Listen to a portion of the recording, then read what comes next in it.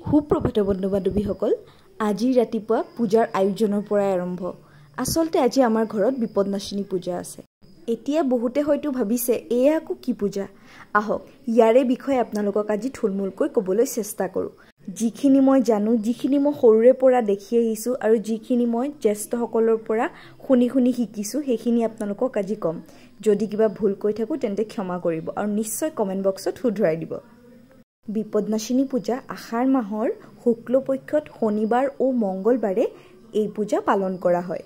হিন্দু বাঙালীসকলৰ বাবে বিপদনাশিনী পূজা এক গুৰুত্বপূৰ্ণ পূজা। যদি এই পূজাৰ ব্ৰত পালন কৰা হয় তেনেহ'লে পূজাৰ আগদিনা নিৰামিষ খাব লাগে। বিপদনাশিনী পূজাৰ সৈতে 13 সংখ্যাৰ বিশেষ গুৰুত্ব আছে। এই পূজাত 13 ফুল, 13 ফল, 13 মিঠাই, 13টা পাণ চুপাৰি, 13 ভাগ নাৰিকল, কল, চাউল আদিৰ মিশ্ৰণ অলপকৈ ৰখা হয় আৰু সেইখিনিৰো মিশ্ৰণ 13 ভাগ হ'ব লাগে আৰু 13 গছ চাকি আৰু বহুতো বস্তু ভগৱানক দিয়া হয়। আপোনালোকে ভিডিঅ'টোত হয়তো অলপ দেখিবলৈ পাইছে। আৰু পূজাৰ নিয়মবোৰ কেনেকুৱা টাইপৰ, কেনেকৈ কি কৰিব লাগে মই এটা বৰ বেছি ভালকৈ নাজানো।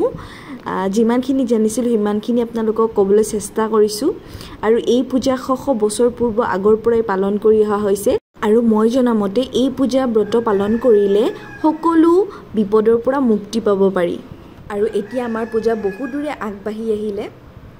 এতিয়া মাথো যজ্ঞ আছে। এতিয়া পণ্ডিতজীয়ে আমাক ফুট দিছে, চন্দনৰ ফুট ফুলেদি। দেখিবলৈ পাইছে আপোনালোকে, এয়া মোৰ ভাইটিয়ে ফুট লগাই আছে। সি বহুত দেৰিকৈ আহিছে। আৰু অলপ পাছতে হ'ব যজ্ঞ। যজ্ঞ হ'লে সমাপ্তি পৰিব আমাৰ পূজা। আৰু পূজা শেষ হ'লে আপোনালোকক দেখাম মই আজি আমাৰ ঘৰত কি বনাইছে। আজি আমাৰ ঘৰত নিৰামিষে বনাইছে, পিছে সেইখিনি আপোনালোকক দেখাম কি বনাইছে। আৰু এতিয়া মই সকলোকে গংগাজল অলপ ছটিয়াই দিছোঁ। ঘৰত সকলো চাৰিওপাশে মই ছটিয়াই দিম। এইটো ছটিয়ালে সকলো শুদ্ধ হৈ যায় বুলি কয়। আৰু এতিয়া পুষ্প পুষ্প বিল্লপত্ৰাঞ্জলি বিল্লপত্ৰাঞ্জলি ভগবতী ভগবতী বিপদনাশিনী বিপদনাশিনী বিপত্তাৰিণী বিপত্তাৰিণী দুৰ্গায় দুৰ্গায় নমো নমো নমো নমো। আৰু জানেনে, এই অঞ্জলিৰ মন্ত্ৰ 3বাৰ কৈ কোৱা হয়। এই অঞ্জলিৰ মন্ত্ৰ কওঁতে হাতত অলপ ফুল বেলপাত লৈ হ'ব লাগে আৰু এই ফুলখিনি শেষত ঘটত দি দিব লাগে। আৰু এতিয়া আমাৰ অঞ্জলি লোৱা শেষ হ'ল। এতিয়া হ'ব যজ্ঞ। যজ্ঞ হ'লে আমি খাবলৈ পাম প্ৰসাদ। আৰু এয়া যজ্ঞ হৈ আছে। যজ্ঞ শেষ, সকলোকে প্ৰসাদ দি মেলি শেষত মই নিজে লৈ বহিছোঁ খাবলৈ। আৰু এয়া আমাৰ টিকলাটো দেখিছেনে, খাই গৈ আছে। আৰু এতিয়া প্ৰসাদ খোৱা শেষ। এতিয়া আহিছে মেইন আহাৰ। মেইন আহাৰ বুলি কওঁতে দুপৰীয়া আহাৰ।